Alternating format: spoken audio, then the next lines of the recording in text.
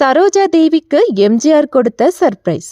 மறைந்த புரட்சி தலைவர் எம்ஜிஆரும் மறைந்த கன்னடத்து பைங்கிலி சரோஜா தேவியும் ஒன்னா சேர்ந்து மொத்தம் 26 படங்கள் நடிச்சு அசத்தினாங்க. அந்த வகையில எம்ஜிஆரை இதய தெய்வம்னு தன்னோட இறுதி மூச்சு வரைக்கும் புகழ்ந்து பேசினாங்க சரோஜா தேவி. அந்த வகையில எம்ஜிஆர் தனக்கு கொடுத்த மறக்க முடியாத சர்ப்ரைஸ் கிஃப்ட பத்தி ஒரு இன்டர்வியூல ஷேர் பண்ணாங்க சரோஜா தேவி. அவங்க பேசும்போது கோடம்பாக்கத்துல லாஸ்ட்ல ஒரு கோல்டன் ஸ்டுடியோ பகுதியில சந்தை மாதிரி வச்சாங்க.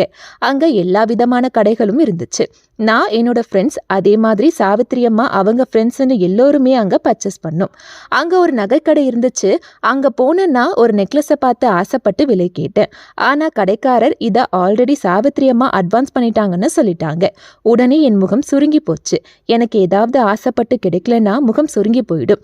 அதுக்கு பிறகு எம்ஜிஆர் பிக்சர்ஸ் சார்பில் ரிலீஸ் ஆன தாயை காத்த தனையன் படத்தோட 100வது நாள் விழா நடந்துச்சு. அதுல படக்குழு எல்லோரும் கலந்துக்கிட்டாங்க. என்னை மேடைக்கு கூப்பிட்டாங்க. நானும் போனேன். அப்ப எனக்கு பெரிய பாக்ஸ் ஒன்று கிஃப்ட் பண்ணாங்க.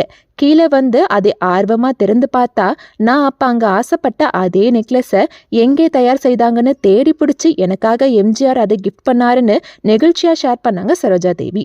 எம்ஜிஆரோட மனசே மனசுதான் இல்ல.